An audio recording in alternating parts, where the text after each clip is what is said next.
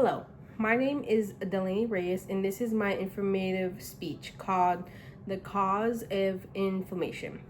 Inflation is an excess demand for goods and services outstripping supply, rising production and material costs, and an expanding money supply. This also means that when inflation starts to rise again, then the money in people's pockets buys fewer goods and services over time. If wages do not rise at the same pace and time as inflation, then people's actual standard of living drops almost every single day. The reason why this topic is so important is because it affects everyone and informs everybody that why inflation is so important in today's society, and which is why I will be talking about what is inflammation and what causes inflammation in the first point. In the second, I will go over the effects of inflammation, and finally I'll tell you about higher interest rates and the economic uncertainty. So, what is inflation and how does it work? Most people think that inflation only affects the prices of items and food, but inflation is actually the general increase in prices for goods, services over time, and which also reduces your purchasing power. When inflation happens, it's mainly because the demand pull, cost pull, or built in. According to Congress.gov, in their website titled Introduction to U.S. Economy Inflation, it explains that demand pull is where high consumer demand outpaces supply. Cost push is where increased production costs are passed to consumers. And built in is a wage price, which rising prices lead to demands for higher wages, which then drive prices up more. The information I'm going to use is from Equifax in their website titled What is Inflation, How It Works. And in that article, it explains that the core concepts of what inflation is mainly purchasing power, measuring inflation, and deflation.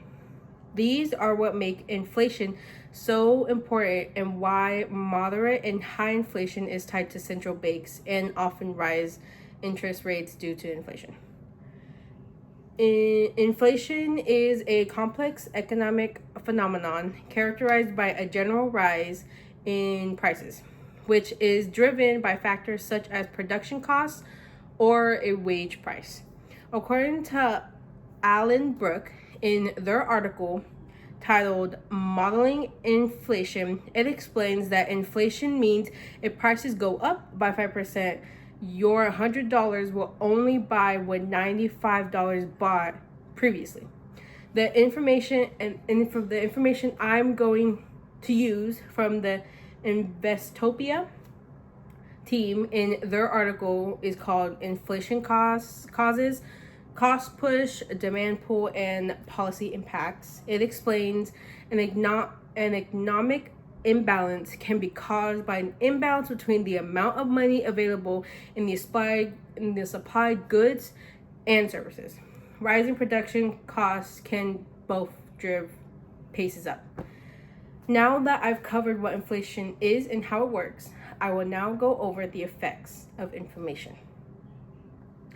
When inflation is in effect, it reduces purchasing power by causing money to buy less over time, forcing consumers to spend more for the same goods and services and ripple through their finances and other things in several distant ways.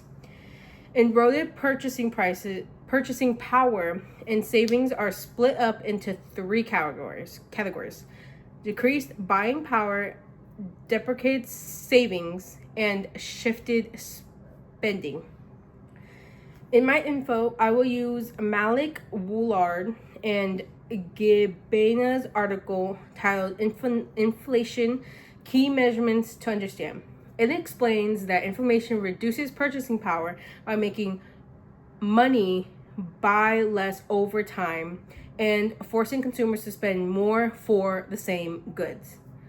According to Wealth Management, in their article titled How Inflation Affects Investment, it also explains this erodes savings as interest earned often fails to outpace rising prices, which then leads to people cutting back on spending or going for cheaper alternatives to afford different times.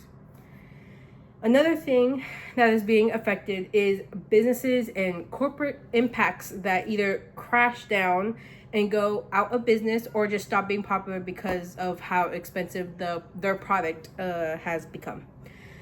According to William Paterson University, in their article titled How Inflation Impacts Purchasing Power, it says producers face higher costs for raw materials, labor, and transportation, and to maintain profit margins, corporations often raise in their own prices.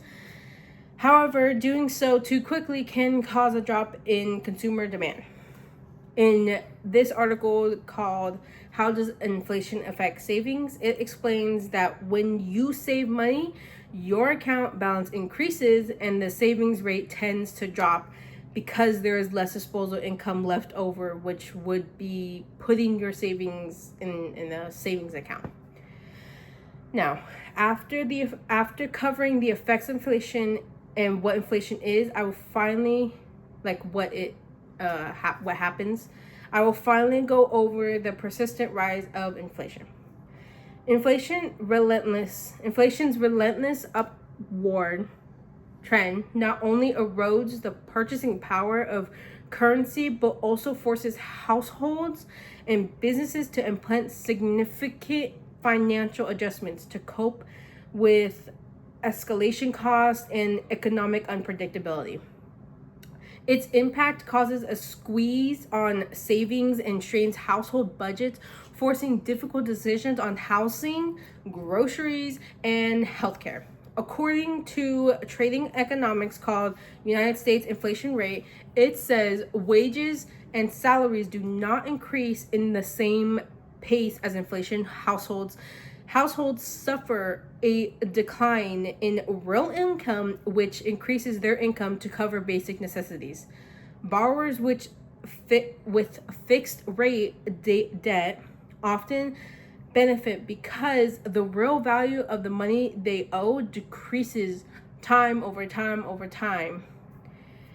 When prices rise faster than your pay, it puts pressure on household budgets, driving employees to seek raises and forcing companies to rethink their strategies and how they're going to pay their employees on time.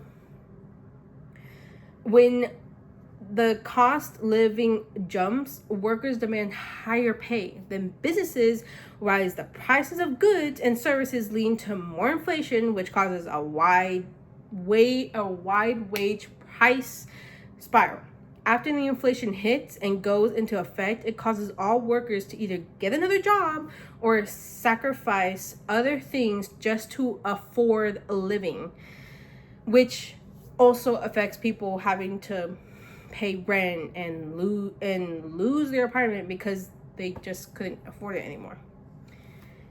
In conclusion, in this speech, I told you about inflation, what it is, what it affects, and how it could impact different things and people, different kind of people, rich, middle class, or lower class. Inflation is a serious topic to go about because many people are struggling to live their lives and having to work harder and harder and get multiple jobs just to afford groceries.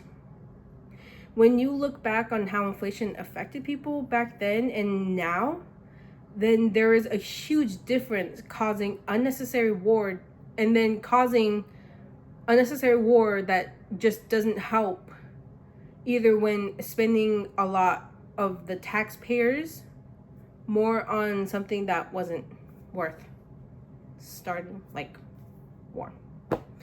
Thank you very much. And I'm also sorry that I didn't have any cards.